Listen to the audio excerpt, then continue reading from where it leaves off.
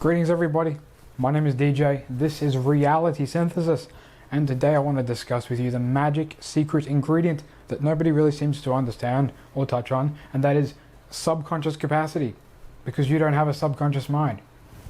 Big surprise! Everybody tells you about impressing the subconscious mind, right? They assume that you have one and that this, it has the full capacity, but it actually doesn't. It basically has a limited capacity that is reflecting the coherency that you have with divinity. Okay, so the fundamental mechanic underlying an increase in subconscious capacity comes from being yourself without compromise. Okay, the more that you free up resistive pathways by fully expressing yourself and owning every desire that you have and expressing yourself in the way that you desire, that you're being driven towards, and to fulfill the conditions and push the comfort zones forward, right?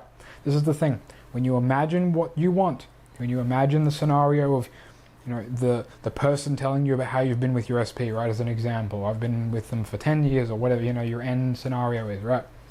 You plant the seed. The seeds plant very, very quickly, right? But you got to understand that just because you've planted the seed doesn't mean that it's going to fulfill no matter what. What it means is that based on the surrounding beliefs, conditions, right, that you have regarding, I don't feel comfortable being with this person, even though you've imagined the end, the seed has been planted for the end, but there are surrounding contexts, surrounding limiting beliefs that are going to warp the manifestation, that are going to warp the output result of that seed and how you will be driven in the world to fulfill it.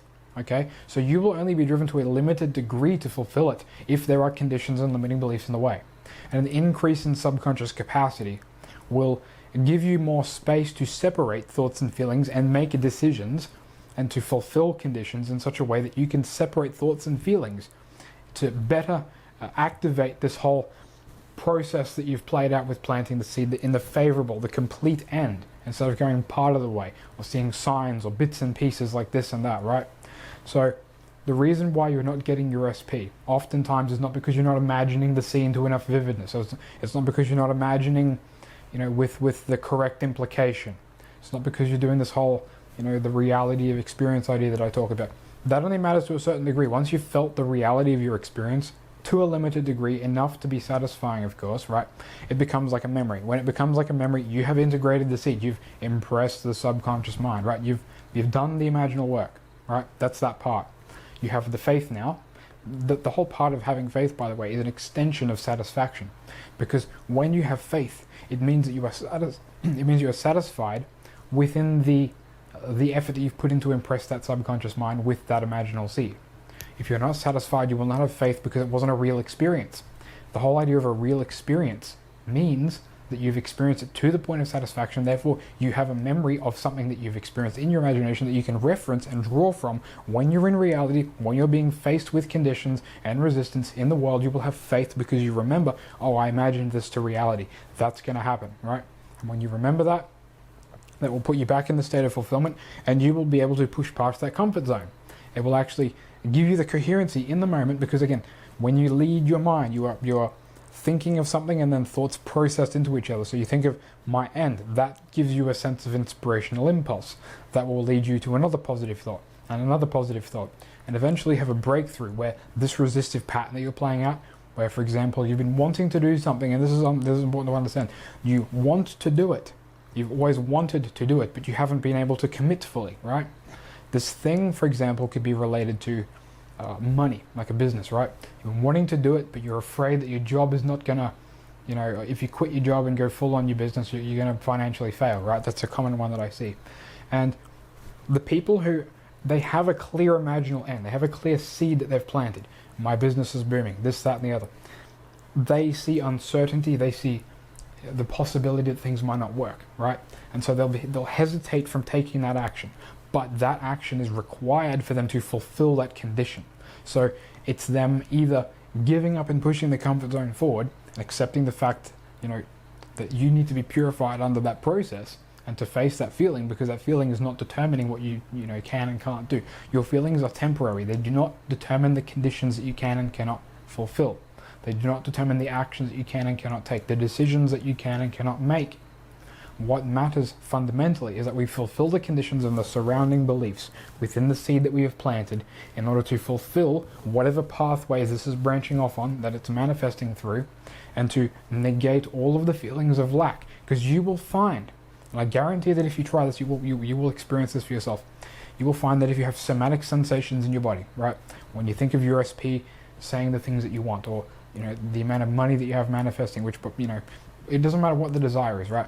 If you have a resistive pathway, if you have a condition in the way preventing you from fully realizing that to the degree that it is real to you, if you go ahead and fulfill the condition that is associated to it, you ask yourself, why do I feel this way? The condition comes to mind. You fulfill the condition, the resistance relating to the other part, right? It goes away.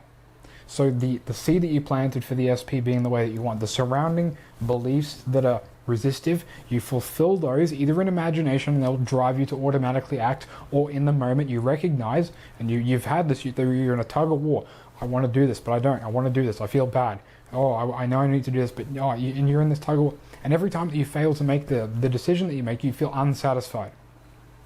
This is why fulfilling conditions, breaking comfort zones, and doing all of the resistive pathway work that I've just spoken about is critically important to manifesting what you want. Otherwise, you're going to continue to be in the peak and the dip cycle. You'll never really get anywhere. You'll just go sideways, right? You'll be going sideways, up and down, up and down, up and down. You'll never really get anywhere. Your SP will be up and down, up and down. That's why. It's because you're not being yourself without compromise. You're not owning the desire. The moment that you actually own it, you say, I've imagined this. I want this to be true. I'm going to commit. I'm going to own it. I'm just going to own it. I'm done. I'm finished with playing games. I'm going to own it. If this means quitting my job and fully committing on my business, knowing that I experienced my end, and if I do everything surrounding that, if I have no surrounding limiting beliefs, right, other people do it just fine. Why? Because they're coherent. You can do the same. All you have to do is push the comfort zones forward. The comfort zones are the only thing keeping you in resistive experiences. That's it. The speed at which things manifest is because of the same thing as well. So an increase in subconscious capacity allows you to more effectively take these actions, make those steps towards what it is that you need to be fulfilling. And again, sometimes you don't even need to act to fulfill it. Sometimes you just need to fulfill this part of you that's compromised, right? This part of you that you want to express that you feel afraid to express in some way, that you're fearful of. The moment that you imagine the fulfillment of it, even without taking different actions, sometimes things can change as well. The point is, we need to be fulfilling conditions in our heads, and when we have opportunities in the world, to fulfill them accordingly as well, with courage, to be courageous. Imagination leads to faith. Why? Because you've imagined the end, you have the faith, right? When you have the vividness of reality, the experience of reality, the reality of experience, you then have faith because you've experienced a real thing. You have testimony. I experienced this. It's a real thing that I went through. I know what's going to unfold.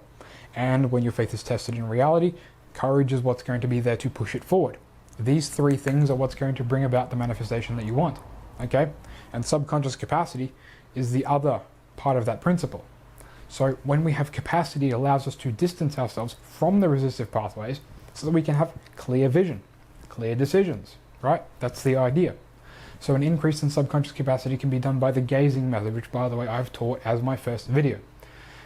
There is a subliminal that I sell on my website as well, which, by the way, every single person watching this video should be buying that subliminal and using it, because every single person, well, almost every single person I've had feedback from has proven to me, without a shadow of a doubt, that it is the most powerful subliminal you will ever find anywhere on earth.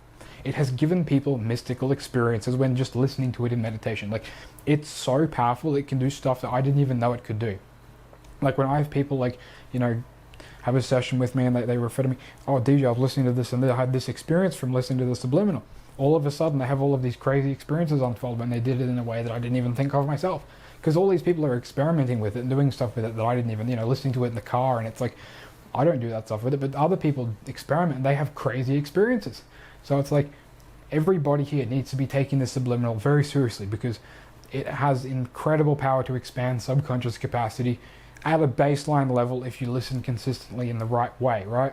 So I have directions on the side about how you can use it, but I just say use it however you want, because there's so many ways that you can use it. And you can listen to other things on top of it, right? Because it's a booster. It's a real booster based on the metaphysical and alchemical principles that I talk about. It's a real subliminal booster.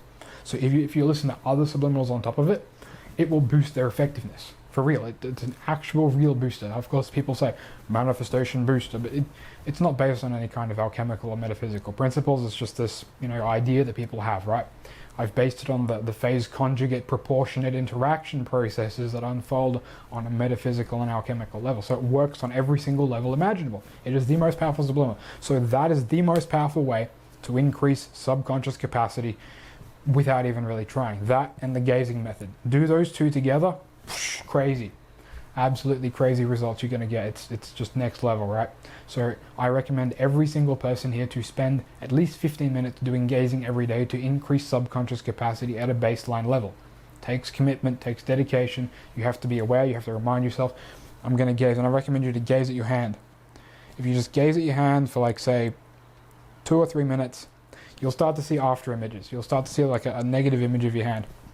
That's usually a sign that you've distanced yourself from objective reality and you've started to interact with subjective synthesis, which is where your imagination is most powerful.